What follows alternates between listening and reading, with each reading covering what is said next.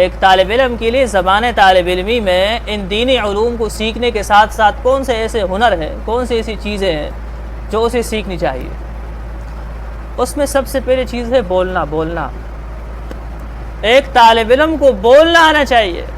میں نے کیسے بولنا ہے، بولنے کا ہنر کیا ہے۔ آج اگر 100 لوگ سن رہے ہیں تو صرف 5 لوگ پڑھ رہے ہیں، پوری دنیا سن رہی ہے، دیکھ رہی ہے۔ یہ ساری کتابیں آسان سے آسان کر کے صوتی شکل میں ہونی چاہیے۔ کتب مسموعہ، پہلے زمانے میں لوگ مطالعہ کرتے تھے گاڑی میں، اب چونکہ مطالعہ بھی کر رہے ہیں، اس کے لیے انہوں نے طریقہ یہ نکالا کہ کتابیں آواز میں موجود ہے، کتب مسموعہ، کتب صوتیہ، آواز، وہ کانوں میں لگا کے سن بھی رہے ہیں، کام بھی کر رہے ہیں۔ اب اگر آپ نے اپنے ہمارے اکابر میں سے بتائے کس کی کتاب صوتی شکل میں موجود ہے؟ پورا کا پورا دین بولنے سے پیش کیا گیا ہے۔ صحابہ نے اس بولنے کو یاد کیا ہے۔ بولنا، اگر اس وقت کوئی لکھتا بھی تھا تو اپنی لیے لکھتا تھا، یہ نہیں کہ دوسروں کو وہ بتاتے وہی زبانی تھے، تو دین ہمیں اسی طرح پہنچا ہے۔ خود آپ صلی اللہ علیہ وسلم کے زمانے میں بولنے میں شاعری بھی ہے۔ حسان بن ثابت رضی اللہ تعالی عنہ نے مشرکین اور کفار کو کس طرح جواب دیا؟ اشعار کی صورت میں، بولنے کی صورت میں۔ آپ صلی اللہ علیہ وسلم کے زمانے کے خطیب کس طرح جواب دیتے تھے؟ تو یہ آپ کے لیے بہت ضروری ہے، بہت زیادہ ضروری ہے کہ آپ کو بولنا آ رہا ہو۔ پھر بولنے کو آپ مختلف چیزوں میں استعمال کر سکتے ہیں۔ آپ دعوت میں اس کو استعمال کر سکتے ہیں، دین کی طرف دعوت میں آپ استعمال کر سکتے ہیں، امت کی اصلاح کے لیے اس کو استعمال کر سکتے ہیں۔ آپ اگر اچھی انداز میں بات کریں گے، آپ کو بولنا آتا ہوگا تو کون نہیں مانے گا۔ اسلام کا دفاع آپ کر سکتے ہیں۔ اگر آپ کو بولنا آتا ہے تو اسلام کے اوپر ہونے والے اعتراضات، اشکالات کا آپ زبانی جواب دیں گے، لوگ آپ کو سنیں گے۔ تو اسلام کا دفاع بھی آپ اسی زبان سے، بولنے کے ذریعے سے کر سکتے ہیں۔ دوسرے نمبر پر کیا چیز ہے؟ لکھنا، تحریر کی صلاحیت آپ میں ہونی چاہیے۔ کیوں؟ کیونکہ تحریر ہمیشہ رہتی ہے۔ صاحب تحریر قبر میں ہوتا ہے، تحریر دنیا میں ہوتی ہے، لوگ اس کو پڑھ رہے ہوتے ہیں۔ امام بخاری رحمۃ اللہ علیہ 1300 سال ہو گئے، ابھی تک ہم اس کو پڑھ رہے ہیں۔ بہت سارے علماء کے 1000 سال پہلے دنیا سے چلے گئے، بلکہ یہ جو حکماء گزرے، افلاطون کب گزرا ہے؟ کتنے ہزار سال پہلے، آج ہم اس کی کتاب پڑھ رہے ہیں۔ آپ کتاب، تحریر، یہ خود بھی شیء خالد ہے، اور آپ کو بھی یخلد کر دے گا، خود بھی ہمیشہ رہنے والی چیز ہے، اور آپ کو بھی یہ ہمیشگی والا بنا دے گا، آپ کے نام کو یہ ہمیشہ زندہ رکھے گا۔ رہتا ہے نام علم سے روشن ہمیشہ داغ، رہتا ہے نام علم سے روشن ہمیشہ داغ، اولاد سے تو بس یہی 2 پشت 4 پشت۔ اولاد تو آپ کو آپ کا بیٹا یاد رکھے گا، پوتا یاد رکھے گا بس، لیکن ہم تو امام بخاری رحمۃ اللہ علیہ کے نہ پوتے ہیں نہ بیٹے ہیں۔ ان کے پوتے اور بیٹے آج کیا پتہ کہ مسلمان بھی ہے کہ نہیں، روس کا علاقہ ہے، لیکن ان کا نام ان کی روحانی اولاد اور ان کی کتابیں پڑھنے والے آج لے رہے ہیں۔ یہ اہمیت ہے کس چیز کی؟ تحریر کی، فن تحریر کی۔ لیکن جب آپ تحریر کے فن کو شروع کریں گے، یہ بات یاد رکھیں کہ استقامت بہت ضروری ہے۔ ایسا نہیں ہے آپ نے 2 کتابوں کا مطالعہ کیا، 5-6 لکیریں تحریر لکھی، اور تیسری تحریر آپ چاہتے ہیں کہ جا کے مجلے میں چھپ جائے، اخبار میں چھپ جائے۔ ایسا نہیں ہو سکتا۔ آپ کئی 100 نہیں، کئی ہزاروں تحریریں لکھیں گے، وہ نہیں چھپے گی۔ اس میں مایوس نہیں ہونا چاہیے، مستقل مزاجی کے ساتھ لکھنا چاہیے۔ ایک تو لکھنے کا کی مہارت، صلاحیت اور ملکہ اللہ تبارک و تعالیٰ نے موہبہ پیدا کیا ہوتا ہے۔ اگر کسی میں یہ ملکہ ہے اور اس پر محنت کرتا ہے تو وہ تو اس فن کا امام بن جائے گا۔ اگر کسی ملکہ نہیں پھر بھی محنت کرتا ہے تو ماہر لازمی بنے گا، اس لیے کہ اللہ تبارک و تعالیٰ محنت کو ضائع نہیں کرتے۔ اگر امام نہ بنے، کم از کم اس فن کا ماہر تو بن جائے گا، تو یہ بھی بڑی بات ہے۔ تو تحریر پر کوشش کرنی چاہیے، اور تحریر کے دوران استاد کی رہنمائی ضروری ہے۔ ایسے استاد جس کا تعلق اس فن سے ہو۔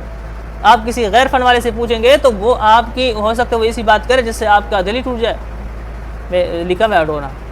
تو ایسے لوگوں سے ہو جو فن سے تعلق رکھتے ہوں، ان کی رہنمائی لینا، ان کی رہنمائی میں لکھنا بڑا اہم ہے۔ اور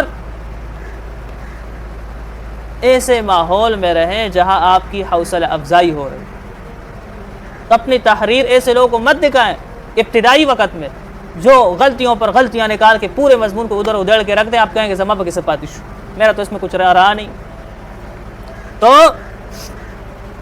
ضروری ہے، بہت ضروری ہے کہ آپ اپنی تحریر ایسے لوگوں کو دکھائیں جو آپ کی حوصلہ افزائی کرتے ہو. اس لیے کہ شروع میں بالکل صحیح بات ہے، فطری بات ہے، آپ غلطی کریں گے، آپ کی تحریر ساری کی ساری غلط ہوگی. یہ سامنے بیٹھا ہوا ہے، اس نے مجھے سال کے شروع میں تحریر دکھائی، ایک لفظ بھی اس میں صحیح نہیں تھا. یہ جو حکمت صاحب تشریف فرما ہے، اس نے ایک لفظ بھی صحیح نہیں لکھا تھا. آج دکھا رہے 2-3 غلطیاں میں نکال لیتا ہوں، باقی سب ٹھیک ہوتا ہے. تو اگر میں اس کو پہلے دن کہتا کہ بھائی آپ جو ہے نا بالکل داخلہ کا تو دسا، تو یہ لکھتا. میں نے ایک بھی غلطی نہیں نکالی اس وقت. ابھی میں غلطیاں نکالتا ہوں، اس وقت سارا غلط تھا، میں نے ایک غلطی، اور ابھی 3 غلطیاں ہوتی ہیں، تینوں کی تین نکال لیتا ہوں. تو یہ مستقل مزاجی کے ساتھ آپ لکھتے رہیں، آپ لکھیں، اور اس میں کسی استاد کی بھی ضرورت نہیں. آپ نے آج جو تحریر لکھی ہے، 1 مہینے بعد خود اس کی غلطی آپ نکال سکتے ہیں. ان غلطیوں کو دیکھیں میری کیا غلطی ہے، خود اس کو ٹھیک کریں. آپ کسی چیز کو اپنے مجبوری مت بنائیں کہ یہ چیز نہیں ہوگی تو بس میں کام نہیں کر سکتا. کوئی چیز آپ کی مجبوری نہیں بننی چاہیے. ہر چیز میں محنت ہو، لگن کے ساتھ ہو، مستقل مزاجی کے ساتھ. لیکن اپنی تحریر پر آپ تنقیدی نگاہ ضرور ڈالیں کہ میں نے اپنی اس تحریر میں یہ بات کی ہے، تو اگر کسی نے مجھ سے حوالہ پوچھا میں کیا کہوں گا. یہ بڑی اہم بات. یہ بات تو میں نے کر دی، لیکن اگر کسی نے حوالہ پوچھا، کسی نے دلیل مانگا تو میں کیا کہوں گا. تو پھر آپ بڑے بڑے دعوے نہیں کریں گے، آپ پھر صحیح باتیں کریں گے، اور اس وقت پھر آپ پر کوئی اعتراض بھی نہیں کرے گا. آگے کچھ تھوڑی سی بات عصری تعلیم کے حوالے سے. عصری تعلیم سے ہر کسی مطلب نہیں ہے. ہم آپ کو یہ نہیں کہتے کہ آپ دینی تعلیم چھوڑ کے یونیورسٹیوں میں چلے جائیں اور درس نظامی کو توجہ نہ دیں، یہ نہیں. لیکن اتنا آپ سیکھیں کہ آپ کے پاس اپنا دینی علم تو آگے پیش کرنے کے مواقع ہوں. یہ دین تو صرف اس لیے نہیں کہ آپ مدرسے میں پڑھیں نا، مدرسے سے باہر، بلکہ مدرسے میں پڑھنے والے سارے پاکستان کے 10% بھی نہیں ہو گئے، 90% لوگ تو باہر ہیں. تو آپ سب نے اگر مدرس بننا ہوا تو باہر کی دنیا کو پھر کون پڑھائے گا، کون ان کو سکھائے گا، کون ان کو بتائے گا. تو ضروری ہے کہ آپ کا وجود یونیورسٹیوں میں ہو، آپ کا وجود کالجوں میں ہو، آپ کا وجود حکومتی اداروں میں، آپ کا وجود دوسرے سب اداروں میں، آپ ہر جگہ موجود ہیں ان مدارس کی ترجمانے کے لیے. یہ نہیں کہ ان سے مرعوب ہو کر کے ان کی طرف بننے کے لیے، یہ نہیں. ان کو اپنی طرف بنانا، یہ نہیں کہ خود ان کی طرف بننا. تو اس کے لیے لازمی ہے کہ آپ کے پاس میٹرک کا بھی سند ہو، آگے بھی آپ تعلیم جاری رکھیں. اور یہ عصری تعلیم، دینی تعلیم، یہ تقسیم پہلے نہیں تھی. یہ ایک وقتی تقسیم ہے، ایک ہنگامی اور ایمرجنسی قسم کی تقسیم ہے. اور آپ مجھے بتائیں کہ صحابہ کے زمانے میں صرف دینی تعلیم تو کوئی بیمار نہیں ہوتا تھا، یا ان جو کچھ کرتے تھے دین کے علاوہ انہوں نے اور کچھ بھی نہیں کیا. اگر وہ لڑے ہیں، تلوار انہیں استعمال کی، تو تلوار بھی تو کسی نے بنائی ہے نا. تو اب یہ دینی علوم میں سے ہے یا دنیاوی علوم میں سے؟ تلوار بنانا، توپ بنانا کس علوم میں سے؟ آپ کے اعتبار سے تو یہ دنیاوی علوم ہو گیا. تو یہ نہیں ہے. اسلام میں ایک علم نافع ہے، ایک علم زار ہے. اسلام نے یہ تقسیم کی، علم نافع اور علم زار. ایک وہ علم جو فائدہ دے، ہو سکتا ہے کہ آپ مدرسے میں کوئی ایسے فن کو اس انداز میں پڑھ رہے کہ وہ آپ کو نقصان دے رہا ہو. تو ہو سکتا ہے کہ کالج میں آپ کو ایسی چیز پڑھ رہے تو آپ کو فائدہ دے رہا ہو. تو علم نافع اور علم زار، جو علم آپ کو تکبر کی طرف لے جائے، جو علم آپ کو گمراہ کر دے، تو علم زار ہے.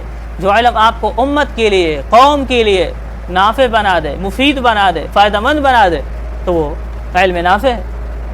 تو آپ سب دنیاوی تعلیم کم از کم ڈگری کے حد تک تو حاصل کریں، تاکہ آپ کے مدارس کی ڈگری کا تو اعتبار ہی نہیں ہے. آپ اگر جامعۃ الازہر جانا چاہتے ہیں اور اپنی دینی تعلیم کو بھی آگے بڑھانا چاہتے ہیں، تو آپ کو اسکول کے اس کی ضرورت ہوگی، صنعت کی. مدرسے کے صنعت کو تو نہیں مانگ. جامعۃ الازہر میں آپ جاتے ہیں یا باہر ممالک کے دینی اداروں میں، آپ اپنی دینی تعلیم کو بھی اگر آپ آگے جاری رکھنا چاہتے ہیں تو اس کے لیے آپ کے پاس دنیاوی علوم کی صنعت ہونی چاہیے. تو جس حد تک ہے وہ ہمیں کرنا چاہیے. تو اس وجہ سے اس چیز پر آپ توجہ دیں، میٹرک کریں، دوسرے علوم کریں اس کو.